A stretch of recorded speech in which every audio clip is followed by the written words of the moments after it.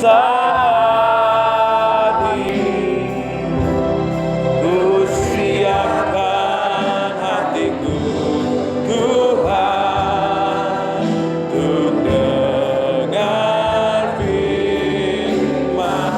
Oh, firman-Mu Tuhan, firman-Mu Tuhan,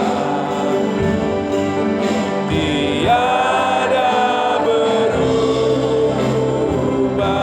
Amin. Dahulu, sekarang, selama-lamanya, tiada berubah.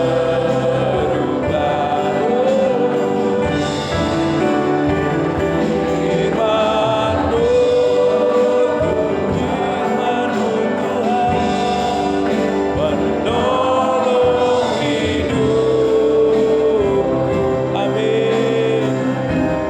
Ku siapkan hatiku Tuhan untuk dengar firman. Hatiku telah siap Tuhan, hatiku telah siap Tuhan untuk dengar firman. Hatiku telah siap Tuhan, hatiku telah siap Tuhan untuk dengar firman-Mu.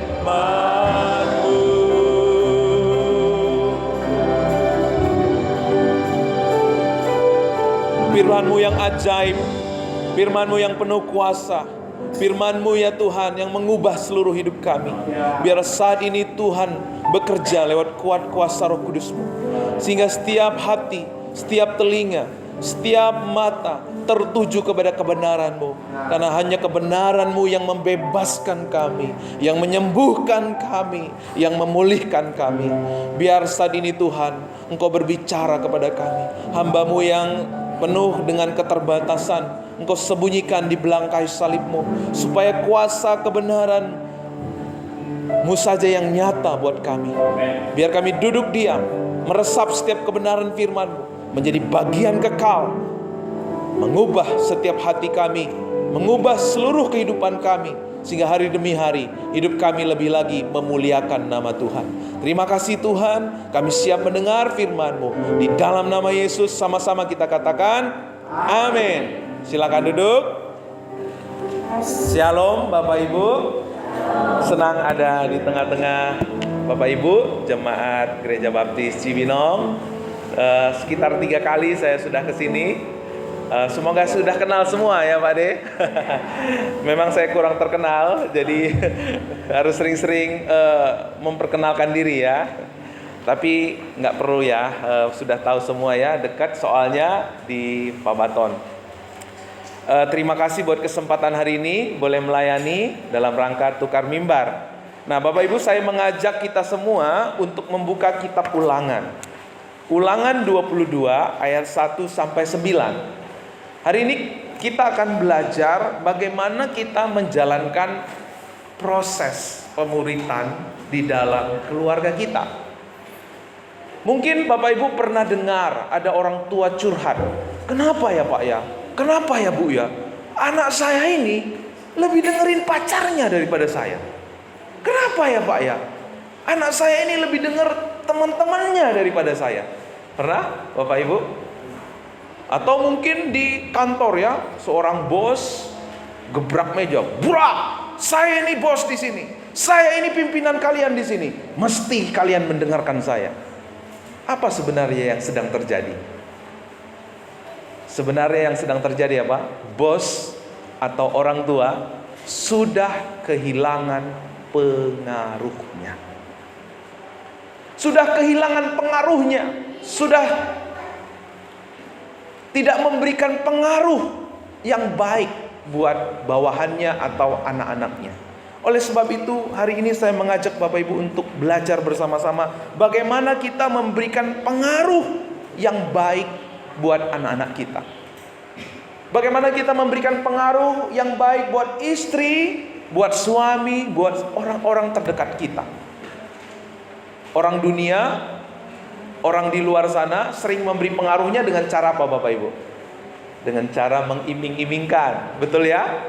Atau dengan cara mengancam, awas lo ya, nanti kalau nggak kamu dengerin papa, nggak papa kasih uang jajan, gitu ya. Atau dengan cara apa? Mengomelin. Dengan cara ngomel gitu ya. Atau dengan cara mengintimidasi. Nah, apakah kita di dalam kita mengikut Tuhan, kita juga harus mengikuti apa yang diterapkan oleh orang-orang dunia dalam memberi pengaruh kepada orang-orang terdekatnya? Karena percaya atau tidak percaya, setiap Bapak Ibu, setiap kita adalah orang yang memberi pengaruh. Pertanyaannya, apa pengaruh yang kita berikan selama ini kepada orang-orang terdekat kita? Apakah pengaruh yang baik atau pengaruh yang buruk? Saat ini terjadi perang di Timur Tengah. Terus dari turun menurun itu terjadi perang. Kayaknya nggak ada ujung pangkalnya gitu ya. Kok bisa? Karena apa? Karena orang tua mereka mewariskan dendam kepada anak-anaknya. Sehingga Palestina sampai hari ini kepingin memusnahkan Israel. Karena Israel mau dimusnahkan, Israel juga mau memusnahkan. Jadi nggak ada ujungnya. Kenapa itu bisa terjadi? Karena ada warisan yang mereka terima dari orang tuanya. Ada pengaruh yang mereka terima dari generasi yang sebelumnya. Tahun 2018 kenapa ada satu keluarga yang mati jadi martir bom bunuh diri di Surabaya? Bapak Ibu masih ingat ya? Kenapa? Kok bisa? Kok bisa ya? Bawa anak-anaknya untuk mati bareng-bareng, bunuh orang. Bukan untuk kebaikan, tapi kebaikan menurut versi mereka ya. Kenapa? Karena itu adalah hasil pemuritan yang terjadi di sekolah-sekolah, di pesantren-pesantren 20 tahun, 25 tahun yang lalu. Artinya Bapak Ibu Saudara, kita semua di sini pasti memberi pengaruh dan menerima pengaruh. Pengaruh apa yang selama ini kita berikan kepada orang sekeliling kita? Pengaruh apa yang selama ini kita terima dari orang-orang sekeliling kita? Karena itu kita pasti kepingin keluarga kita itu menerima pengaruh yang baik.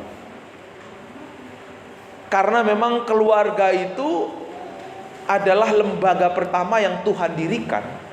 Kalau di dalam keluarga kita tidak menerima pengaruh yang baik, pengaruh yang benar, itu yang akan kita bawa ke gereja, itu yang akan kita bawa ke sekolah, itu yang akan kita bawa ke kerjaan.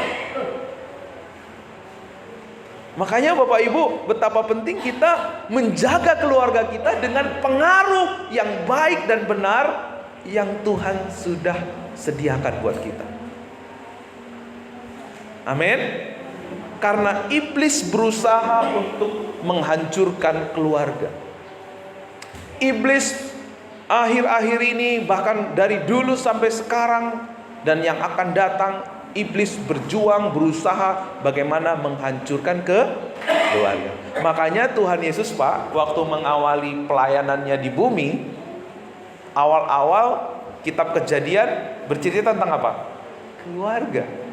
Waktu Tuhan Yesus datang ke dunia, pertama-tama yang dia layani bukanlah tempat orang bekerja, tapi pertama Tuhan Yesus layani di mana? Keluarga. Waktu Tuhan Yesus mengakhiri kitab yang kita punya ini, yaitu kitab Wahyu, di situ Tuhan bicara tentang apa? Tentang perkawinan anak domba.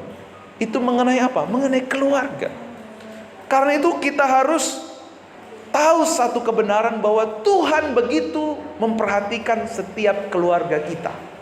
Bilang, tepuk samping kiri kanannya, Tuhan memperhatikan keluargamu. Iya, amin. Tuhan memperhatikan keluarga kita. Keluarga ada di hatinya Tuhan. keluarga-keluarga kita ada di hatinya Tuhan, ada dalam perhatiannya Tuhan. Karena itu betapa penting kita memberi pengaruh yang baik di tengah-tengah keluarga kita.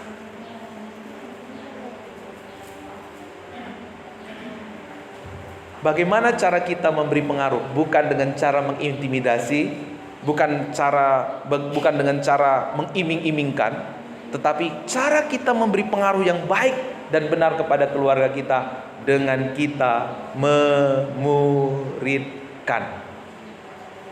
Setuju Bapak Ibu? Memuridkan seisi keluarga kita. Dengan cara kita memuridkan, kita memberikan pengaruh yang baik dan benar buat istri, buat suami, buat anak-anak, dan juga buat seisi keluarga kita. Nah, bagaimana cara kita memuridkan? Bagaimana cara kita memberi pengaruh? Ada 3M Bapak Ibu. Ikutin ya Bapak Ibu. M pertama adalah modeling. Yang kedua moment. Yang ketiga adalah milestone. Yang pertama, apa artinya modeling? Modeling itu artinya menjadi teladan. Apa Bapak Ibu? Menjadi teladan. Nah, kapan kita menjadi teladan? Kita akan lihat Alkitab kita di Ulangan 6. Ulangan 6 ayat 1 sampai 9. Kita akan baca bersama-sama. Saya akan baca buat Bapak Ibu dari ayat pertama, Bapak Ibu akan baca ayat yang kedua. Kita boleh bangkit berdiri sebentar ya. Inilah perintah, yakni ketetapan dan peraturan yang aku ajarkan kepadamu atas perintah Tuhan Allahmu, untuk dilakukan di negeri kemana kamu pergi untuk mendudukinya. Ayat 2 bersama-sama.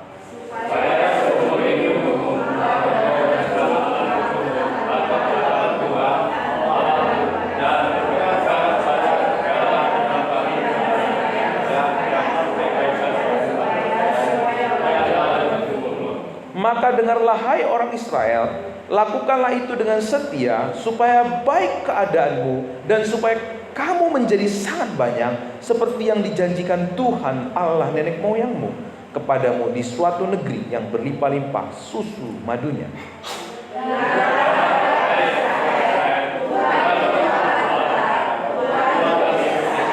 Kasihlah Tuhan Allahmu dengan segenap hatimu dan dengan segenap jiwamu dan dengan segenap kekuatan.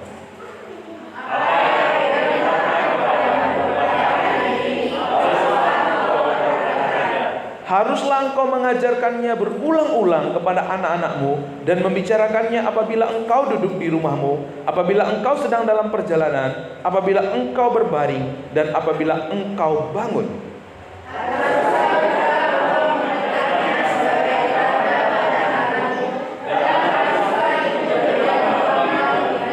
Sembilan sama-sama. Dan haruslah engkau menuliskannya pada tiang pintu rumahmu dan pada pintu gerbangmu. Amin. Silakan duduk. Puji Tuhan. Nas ini menceritakan bagaimana Tuhan memberikan perintah kepada Musa agar Musa menyampaikan satu pesan yang sangat penting buat bangsa Israel, supaya bangsa Israel itu mengasihi Tuhan Allah mereka. Memerintahkan kepada bangsa Israel supaya seumur hidup engkau dan cucumu takut akan Tuhan Allahmu dan berpegang pada segala ketetapan dan perintah-perintah yang kusampaikan kepadamu supaya lanjut umurmu. Jadi Tuhan mau keluarga kita diberkati. Saya percaya orang-orang tua di tempat ini juga rindu anak-anaknya itu mewarisi imannya. Amin ya. Juga menjadi keturunan yang diberkati. Nah, tapi bagaimana caranya? Cara yang pertama adalah kita menjadi teladan. Di ayat yang kelima, kasihilah Tuhan Allahmu dengan segenap hatimu, dengan segenap jiwamu, dan dengan segenap kekuatan. Kapan Pak kita menjadi teladan buat anak-anak kita. Kapan Bu kita menjadi teladan buat anak-anak kita atau buat seisi keluarga kita? Saat kita mengasihi Tuhan. Saat kita memutuskan dalam hidup kita, saya mau hidup mengasihi Tuhan. Waktu kita memutuskan hidup kita untuk mengasihi Tuhan, waktu itu kita tidak menjadi orang tua yang NATO. Apa itu NATO? Not only ya. Hanya omdo kata bahasa Indonesia. Waktu kita memutuskan hidup mengasihi Tuhan, otomatis kehidupan kita pasti menjadi teladan. Makanya Paulus berkata kepada jemaat Korintus, ikutilah teladanku. Saat kapan kita menjadi teladan? Saat kita mengasihi Tuhan di dalam kehidupan kita. Bagaimana Pak selama ini mengasihi istri? Bagaimana Bu selama ini ibu-ibu mengasihi suami? Apa waktu awal bulan, wah romantis, ya kan? Waktu awal bulan itu kayaknya mesra gitu ya. Tapi mulai akhir bulan itu udah mulai kering mesranya gitu ya. Begitu juga ya suami-suami ya, kalau ada maunya, wah romantis gitu. Nah, bagaimana selama ini kita mengasihi orang-orang terdekat kita? Apakah karena ada maunya? Nah, kalau kita mengasihi karena ada maunya, maka kita belum mengasihi Tuhan di tengah-tengah keluarga kita. Sering sekali kita mengasihi pasangan kita dengan cara apa? Dengan ekspektasi kita. Betul? Kalau di sini enggak kayaknya ya. Amin ya. Atau mengasihi anak-anak karena ekspektasi. Nah, sesungguhnya Bapak Ibu, kalau kita menikah, berumah tangga untuk ekspektasi kita, kita bukan menikah dengan istri kita. Kita bukan menikah dengan suami kita. Kita sedang menikahi ekspektasi kita. Dulu saya waktu menikah itu bayangan saya apa? Nanti saya gak bakalan masak. Nanti kalau saya menikah gak bakalan setrika baju, gak bakalan bersihin rumah. Saya Tuhan kasih istri yang badannya kurus ya. Waktu dia nyapu, tenaganya udah habis Pak De. Harus saya turun tangan. Iya kan? Begitu juga masak, nyuci dan lain sebagainya. Harus saya turun tangan. Makanya waktu saya berumah tangga itu, ya namanya pendeta juga gitu Pak. Pasti ada selisih, ada salah paham gitu ya. Sering terjadi peperangan di rumah gitu ya. Enggak tumbuk-tumbukan Bu, enggak pukul-pukulan. Paling pintu aja bolong gitu ya. Pok gitu. Kenapa? Karena tidak sesuai dengan ekspektasi. Nah, kalau Tuhan memerintahkan kita untuk hidup dalam kasih, berarti kita menanggalkan ekspektasi kita. Saya mengasihi kamu, saya mencintai kamu, bukan karena kamu melakukan A, B, C, D. Aku mengasihi kamu karena Tuhan memenuhi hatiku dengan kasih-Nya.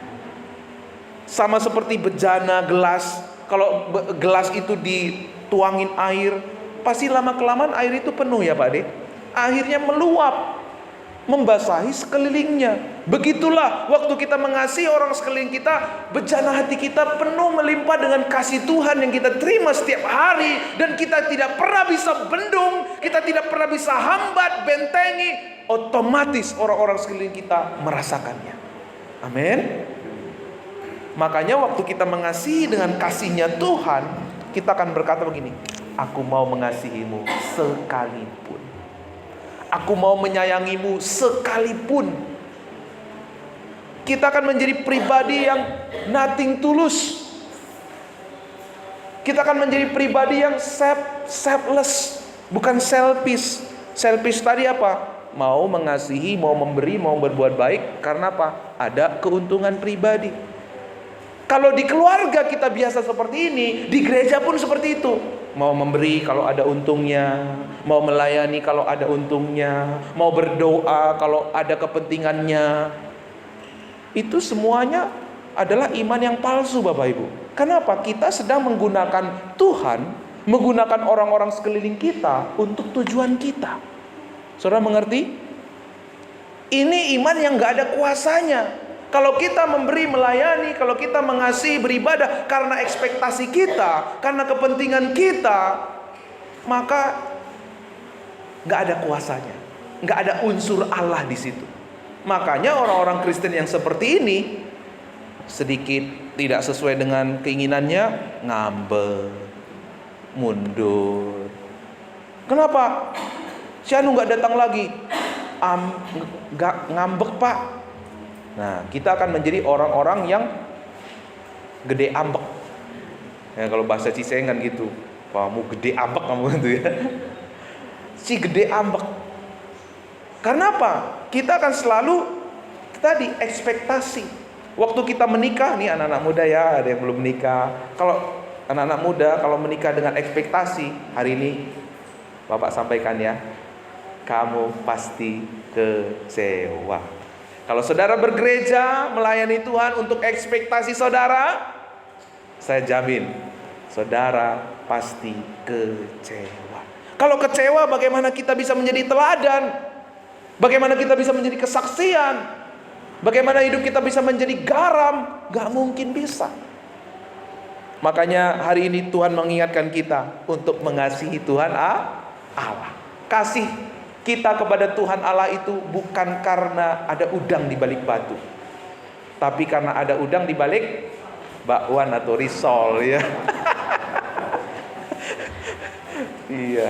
Ya Bu, kapan-kapan Bu ya, kapan-kapan. Nanti kalau saya datang ke sekali lagi sini udah ada ya Bu ya. Canda bercanda. Bukan karena ada maunya. Nothing tulus. Tuhan, kita tidak pernah bisa punya alasan untuk tidak melayani Tuhan, untuk tidak mengasihi orang sekeliling kita, karena kita sudah mengalami kasih Kristus yang melimpah dalam hidup kita. Makanya Bapak Ibu Saudara, banyak orang Kristen yang kecewa. Kenapa? Karena di gereja dia sering mendengar, ayo layani Tuhan supaya kamu diberkati, ayo memberi supaya kamu diberkati. Ternyata waktu dia sudah melayani, waktu dia sudah memberi, ternyata ada yang orang yang gak memberi, kelihatannya hidupnya diberkati. Akhirnya dia mulai apa? Aduh, si Anu itu Tuhan gak pernah doa, gak pernah melayani, kok hidupnya lebih enak dari aku. Mulai komplain sama Tuhan, sungut-sungut. Maka Tuhan mau kita mengasihi dengan kasihnya Tuhan. Di ayat yang keempat, dengarlah hai orang Israel, Tuhan itu Allah kita, Tuhan itu Esa, kasihilah. Dalam bahasa Inggris, love with all.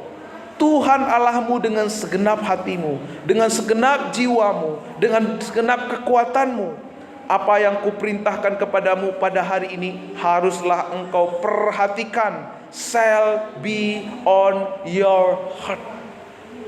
Waktu kita mengasihi Tuhan, maka apa yang terjadi? Kita akan menjadi pribadi yang memenangkan hati. Bagaimana kita memenangkan hati anak-anak kita? Bagaimana kita memenangkan hati suami atau istri kita? Dengan kita mengasihi. Dengan kita mengasihi, kita sedang memenangkan. Karena waktu kita bicara tentang pengaruh, itu bicara tentang apa? Masalah hati. Kalau seseorang merasakan kasih tanpa syarat lewat hidup kita, maka hati seseorang itu akan tersentuh. Makanya di dalam keluarga, Pastor Timothy Keller berkata, selfish itu adalah kanker yang membunuh pernikahan.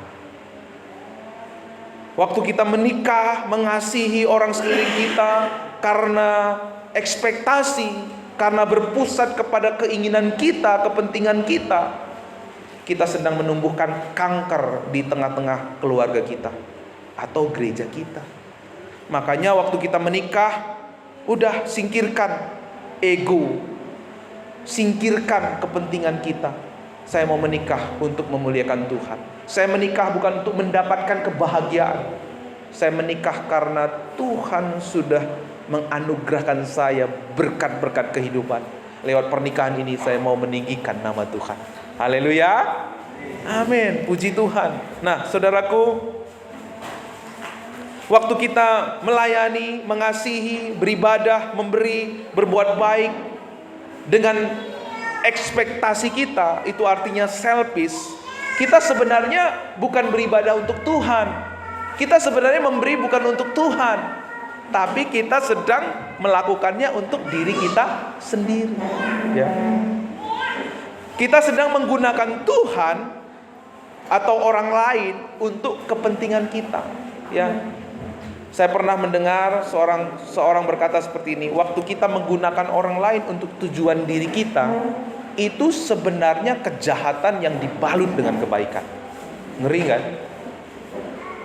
Kita sebenarnya sedang berbuat jahat karena kita memanfaatkan orang lain. Itu adalah kejahatan yang dibalut dengan kebaikan. Di dalamnya tidak ada kuasa. Kekristenan yang seperti ini capek-capek doang. Kekristenan yang seperti ini pasti ujungnya penuh dengan air mata, tidak menjadi kesaksian. Makanya waktu kita menikah, Bapak Ibu bicara tentang pernikahan di dalam Efesus 5, ada kata-kata yang penting di sana. Kata apa? Tunduk kepada istri, tunduk ya.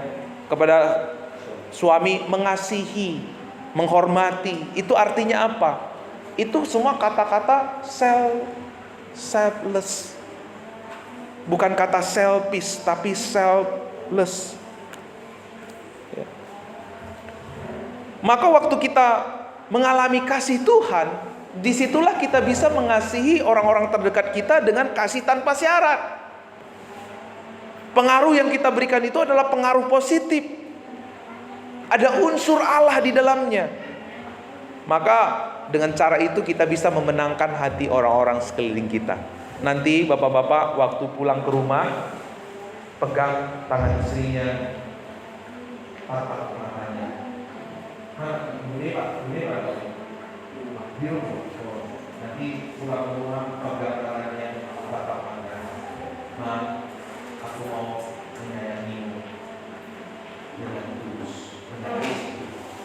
Mulai sekarang aku tidak lagi mengasihimu karena apa yang kau lakukan kepadaku, tapi karena Kristus sudah memenuhi, aku mau mengasihi.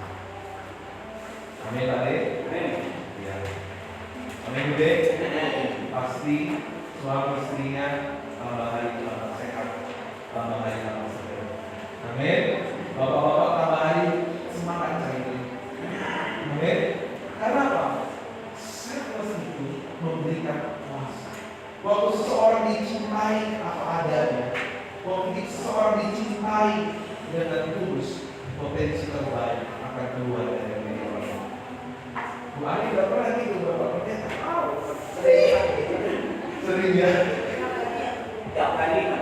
Saya juga lakukan itu sama istri saya. Mulai dari kata anak saya juga perlu mendengar. Waktu itu dia dapat kekuatan baru, kemudian hidup jadi lebih baik.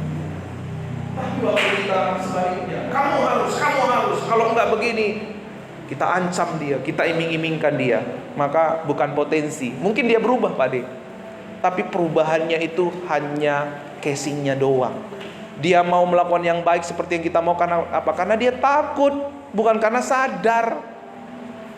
Tapi waktu kita mencintai dengan selfless, maka kita akan melihat bagaimana lewat diri kita yang sederhana, Tuhan mengubah dunia sekeliling kita seperti yang Tuhan mau.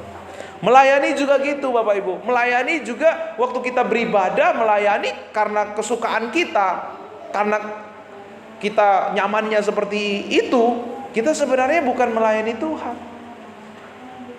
Coba melayani Tuhan, berarti kesenangan siapa? Tuhan. Memuliakan Tuhan, berarti siapa yang disenangkan? Tuhan. Tapi seberapa banyak orang hari ini mau melayani Tuhan, mau beribadah dengan caranya sendiri, dengan kebiasaannya sendiri, dan kenyamanannya sendiri. Seharusnya kita mencari kehendak Tuhan. Nah, dari mana kita tahu bahwa kita ini selama ini jadi pribadi yang selfless atau selfish? Dari apa yang menjadi obsesi kita. Apa yang ada di panggung utama dalam hidup kita? Dari mana kepuasan kita selama ini? Apa yang jadi prioritas kita selama ini?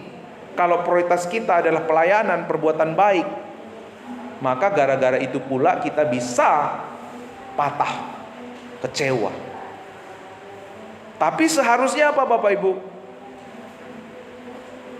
Yang menjadi pusat prioritas obsesi kita adalah hubungan kita dengan Tuhan. Bagaimana kita menyadari setiap hari Tuhan itu mengasihi kita, Tuhan itu memperhatikan kita, Tuhan itu sudah terlalu baik buat kita. Makanya perintah Tuhan kepada kita yang utama Pak Ade, bukanlah melayani. Perintah Tuhan yang utama buat kita bukanlah kita menjadi anggota gereja. Perintah Tuhan buat kita yang utama bukan memberi. Apa perintah Tuhan buat kita? Di dalam Yohanes 13 ayat 33 sampai 35 saya bacakan, aku memberi perintah baru kepada kamu, yaitu supaya kamu saling mengasihi. Sama seperti aku telah mengasihi kamu, demikian pula kamu harus saling mengasihi. Dengan demikian semua orang akan tahu bahwa kamu adalah murid-muridku, yaitu jikalau kamu saling mengasihi. Panggilan Tuhan yang utama buat kita adalah saling mengasihi. Tanda bahwa gereja ini bertumbuh bukan dari jumlahnya. Amin. Tanda gereja ini bertumbuh bukan dari pakaian-pakaian Bapak Ibu. Tanda gereja ini bertumbuh adalah ketika saling mengasihi. Amin. Karena di dalam kita bergereja, berkeluarga pasti ada selisih, salah paham, tetapi kasih membuat kita merespon dengan baik, merespon dengan benar. Nah, karena itu saudaraku, ingat perintah Tuhan yang utama buat kita apa? Saling mengasihi. Kapan kita bisa saling mengasihi? Dikatakan apa? Seperti aku telah mengasihi kamu. Kita bisa mengasihi, saling mengasihi satu dengan yang lain saat kita sudah mengalami kasih dari siapa? Dari Tuhan. Bagaimana dia mati buat kita, bagaimana dia berkorban buat kita, sehingga kita sadar hidup kita bukan milik kita lagi, tapi milik Tuhan. Nah, makanya Paulus di 1 Korintus 9 ayat 19 sampai 22, di situ Paulus memberi teladan buat kita bagaimana dia melayani dengan kasih. Bagaimana dia melayani kasih dengan kasih? Demikian bagi orang Yahudi, aku menjadi seperti orang Yahudi supaya aku memenangkan orang Yahudi, supaya aku dapat memenangkan mereka yang hidup di bawah hukum Taurat, supaya aku dapat memenangkan mereka yang tidak hidup di bawah hukum Taurat.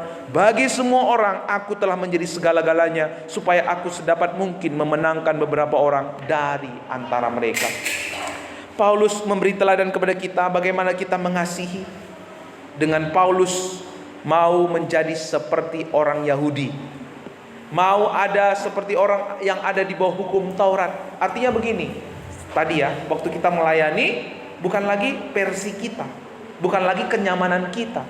Kita mau meninggalkan kenyamanan kita supaya apa? Memenangkan hati. Ya, di dalam kita bergereja itu ada berbagai generasi. Di sini ada berbagai generasi. Ada generasi baby boomer. Ini Pak D, Bapak yang sudah usia di atas 50 ke atas itu baby boomer. Terus ada generasi X. Generasi X itu saya generasi X. Terus ada generasi Y dan generasi Z. Nah, generasi Z dan generasi baby boomer itu beda profile, beda kenyamanannya Pak D. Kalau generasi baby boomer suka lagunya apa? Aku masih seperti, ya itu baby boomer tuh. Tapi kalau generasi Z, Gen Y atau Gen Z, nah itu lagunya udah beda. Apa lagunya, Mbak? Nah, gitu ya, lagunya udah. Dan kalau baby boomer dipaksakan untuk ikut lagu itu susah. Nah, tapi baby boomer juga nggak bisa memaksakan lagunya untuk Gen Z atau Gen Y, karena beda profile. Zaman dulu naik kereta itu masih bisa di atap ya Pak De. Wah, asik aja kita di atap. Kalau sekarang anak-anak muda sekarang disuruh di atap, Gak bisa. Besok udah kita kedengaran aja tuh siapa yang sudah lewat ya. Karena waktu generasi X kita makan jambu saja, jambu biji, itu tidur di atas pohon. Iya kan? Kalau sekarang siapa tadi? Agaton ya namanya ya. Agaton suruh manjat-manjat, bahaya. Besok bisa masuk ini opname ya, gitu. Nah, artinya kita harus mengalami pembaharuan akal budi. Apa yang Tuhan mau, apa yang Tuhan kehendaki lewat pelayanan kita. Sehingga apa? Kita bukan memaksakan profil kita, kebiasaan kita untuk Nah, karena Bapak Ibu tahu nggak? Gen Y dan Gen Z itu generasi paling banyak di mana mereka berjumpa dengan Tuhan. Usia orang paling banyak bertemu dengan Tuhan, bertobat itu usia berapa? Usia di bawah 25 tahun. Semakin tua usia seseorang, semakin kecil kemungkinan orang itu percaya Yesus. Artinya apa? Kita harus memaksimalkan pelayanan anak-anak muda. Karena waktu kita mempersiapkan mereka, mereka pasti dipakai Tuhan lebih luar biasa. Nah, banyak orang berpikir gini Pak, kalau kita jadi teladan itu berarti hidup kita harus sempurna. Betul? Atau mungkin saat ini bapak-bapak, bapak ibu mengalami terganggu ya. Aduh, saya sudah gak jadi teladan buat anak-anak saya. Nah, teladan itu bukan menunjukkan keaslian. Teladan itu bukan menunjukkan kesempurnaan. Tapi teladan itu menunjukkan apa? Keaslian. Teladan itu menunjukkan keaslian.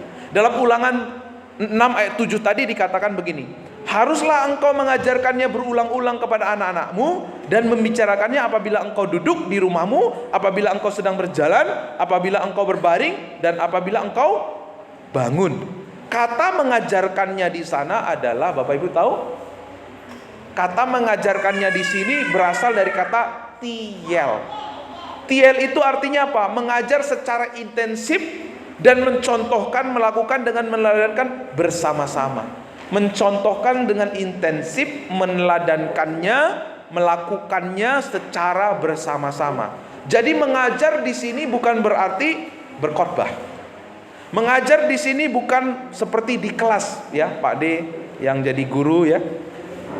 Jadi mengajar di sini bukan menjadi sempurna sehingga kita berkata aku hebat, tidak ada salahnya, sehingga kita nggak mau minta maaf, kita nggak mau mengaku kesalahan kita. Bukan itu. Tapi tiel di sini keteladanan yang menunjukkan keaslian. Artinya kita mau jujur bahwa kita bukan sempurna. Waktu kita gagal, kita mau berkata saya salah dan saya mau minta maaf. Saya mau lihat Bapak Ibu yang terakhir di sini minta maaf sama istrinya, ada? Atau ibu-ibu terakhir kapan minta maaf sama suami? Atau sama anaknya? Keteladanan itu bukan bicara soal saya ini sempurna, tidak ada salah. Kalau kita memikirkan keteladanan itu sempurna, maka kita tidak mau minta maaf. Padahal waktu kita sedang menunjukkan bahwa kita tidak ada salah, kita sedang hidup dalam kepalsuan. Orang tua anak-anak kita akan melihat bapakku nggak ada salah. Begitu dia ketemu kesalahan kita, dia bisa. Padahal keteladanan yang Tuhan maksudkan itu apa? Kita menunjukkan kasihan kita. Waktu Bapak Ibu gagal, Bapak Ibu berkata saya berkata, Pak, nah, Bapak minta maaf. Kalau itu sudah berjuang, tapi Bapak nggak bilang. Tapi Bapak mau menjadi lebih baik lagi. Bapak tahu ada anugerah yang Tuhan sediakan buat Bapak, yang akan membuat Bapak jadi pribadi yang lebih baik. Dan anugerah yang sama juga ada pada kamu. Ingat, anugerah yang juga yang memampukan kamu menjadi lebih baik. Itu adalah pemuritan yang otentik, pemuritan yang benar-benar. Dulu saya melihat ada guru kakak rohani saya itu begitu sempurna hidupnya, sehingga saya mau jadi hamba Tuhan. Waktu saya jadi hamba Tuhan, masuk asrama, apa yang terjadi? Ternyata lebih parah dari apa yang saya bayangkan. Ada yang pacaran liar, ada yang suka nyolong. Kenapa? Saya kaget waktu itu. Ini benar nggak sih? Saya di tempat ini benar nggak sih? Gitu ya. Karena dari awal saya salah persepsi. Saya nggak ditunjukin bagaimana kita berproses di dalam Tuhan. Waktu kita jadi pemimpin yang jujur, yang menyatakan keaslian kita akan memperlihatkan kepada anak-anak kita, kepada orang terdekat kita, ya saya ini salah. Tapi dalam anugerah Tuhan, ada proses yang indah yang kita jalani. Mereka bisa melihat bagaimana kita bangkit dari kegagalan kita kepada kehidupan yang lebih baik. Dari situ mereka belajar, oh papaku juga pernah jatuh, mamaku juga pernah gagal, dan dia bangkit lagi. Kalau mereka bisa bangkit, aku pun bisa bangkit. Amin. Itu adalah pemuritan yang otentik, jujur, sehingga anak-anak kita pun dia nggak akan pernah menutup-nutupi kegagalannya, menutup-nutupin kesalahannya. Dia berani terbuka, karena kita pun mencontohkannya kepada mereka. Kenapa anak-anak nggak mau terbuka kepada orang tuanya? Kenapa? Karena orang tuanya juga nggak mau terbuka sama anaknya, nggak mau mengakui kesalahannya. Yuk berbesar hati yuk, karena harga diri kita bukan kepada pengakuan kita akan kesalahan kita. Harga diri kita sudah selesai di atas kayu salib. Amin. Di atas kayu salib Tuhan itu sudah menyatakan harga diri kita. Kita itu adalah orang yang dikasihinya. Maka jangan pernah merasa sungkan atau malu ketika kita mengakui kelemahan kita. Ya, ingat Bapak Ibu, keteladanan itu bukan kesempurnaan. Keteladanan itu adalah kejujuran. Kejujuran kita menunjukkan apa yang asli, sehingga kita bukan menjadi orang-orang yang munafik. Karena tahu nggak, yang paling tahu kapan kita sedang tidak benar, kapan kita munafik, itu siapa? Seisi rumah kita, apalagi anak-anak kita ya. Benar nggak Bu? Metal detektor yang paling canggih itu ada di keluarga kita, yaitu anak-anak kita. Tahu kapan mama papanya nggak benar, tahu kapan mama papanya munafik. Karena itu waktu kita hidup dalam kasih, kita sedang membangun atmosfer kasih di keluarga kita. Pernah nggak Bapak Ibu masuk ke rumah seseorang, kok aku nggak rasa nyaman ya di rumah ini ya, kok nggak betah ya? Kenapa? Atmosfernya itu panas. Tapi percayalah, rumah yang penuh dengan kasih, rumah yang berani menunjukkan keasliannya, rumah itu adem, betah. Seberapa hebat pun Bapak Ibu membangun rumah di rumah yang fasilitasnya lengkap, penuh dengan barang-barang mewah, tapi kalau nggak ada kasih di tengah-tengah keluarga kita, maka suami saudara tidak betah di rumah, maka anak-anak saudara tidak betah di rumah. Mereka lebih betah di pinggir jalan. Tapi percayalah, meskipun rumah kita apa adanya, meskipun kita makan apa adanya, tapi waktu kita membangun kehidupan yang penuh kasih, apa yang kita makan jadi berkat. Amin. Rumah kita penuh dengan kasih. Orang kalau duduk di nyaman, kok aku betah ya di rumah ini ya. Kita akhirnya jadi betah. Apa sih yang ada nih di rumah Bu Meti ini? Kok aku kayak rasa betah gitu ya. Kesempatan buat Bu Meti. Ibu mau tahu rahasianya? Tak kasih tahu. Siapa yang jadi sumber di tengah-tengah keluarga ini? Masuk Injilnya. Kita sudah jadi kesaksian. Amin. Wow, puji Tuhan. Ingat, untuk kita memuridkan seisi rumah kita, yang pertama apa Bapak Ibu? Apa? Modeling. Menjadi teladan. Kapan kita menjadi teladan? Saat kita hidup dalam kasih. Waktu kita hidup dalam kasih, kita sedang memberi pengaruh yang baik buat seisi rumah kita. Yang kedua, momen. Sama-sama katakan momen. Momen itu artinya apa? Kita menggunakan waktu yang tepat. Bapak Ibu pernah ikut ya, yang baru nikah, yang pernah nikah, ya pasti punya foto prawedding ya. Itu pasti kalau dipoto gitu, pas banget momennya, indah, malu-malunya, tersipu-sipunya, gagah-gagahnya, boleh yang cowok itu kelihatan. Kenapa? Momennya tepat. Nah, di dalam hidup kita ada momen-momen. Jangan lewatkan momen-momen itu. Kita harus gunakan momen-momen itu dengan hal yang terbaik yang bisa kita lakukan. Kadang-kadang kita di rumah itu, saya tanya nih, di rumah itu, di keluarga-keluarga kita itu, kita hidup bersama atau tinggal bersama? Hah? Hidup bersama. Siapa yang tinggal bersama? Kalau tinggal bersama itu begini, Pak Ade. Di sana bapaknya main HP. Di sini ibunya main HP di dapur. Di kamar anaknya juga main HP. Itu namanya apa? Tinggal bersama. Kita sedang melewatkan momen-momen dalam hidup kita. Seharusnya apa? Hidup bersama. Waktu makan Bapak Ibu nggak usah buka HP, lihat Instagram orang, lihat YouTube orang yang dapat duit, lihatin istrinya, lihatin anaknya. Amin. Tanya gimana sekolahmu, gimana kerjaannya. Waktu Bapak Ibu jemput ke sekolah di atas motor atau di atas mobil, tanya gimana tadi sekolahnya. Kamu belajar firman Tuhan apa tadi sekolah minggu? Siapa minggu kemarin tanya ke anaknya belajar apa di sekolah minggu? Ada? Nah, itu cara kita memuridkan seperti itu. Memuridkan itu bukan masuk kelas, belajar firman, lalu dia duduk. Enggak, keseharian kita. Tadi katakannya di apa? Waktu kamu sedang duduk. Waktu sedang apa? Berjalan. Itu gunakan momen-momen itu untuk kita membangun kehidupan di dalam Kristus. Ya. Kalau saya sering dengan Joyla itu di motor. Gimana tadi dengan teman-teman? Oh Pak, masa teman saya begini Pak? Nah, kata firman Tuhan apa? Emang kalau kakak Joyla balas, kira-kira baik nggak untuk kakak Joyla? Kita terus bangun komunikasi. Waktu duduk di rumah, gunakan momen-momen itu. Nah, waktu ibu-ibu suaminya pulang dari kerjaan, kira-kira apa yang dia lakukan?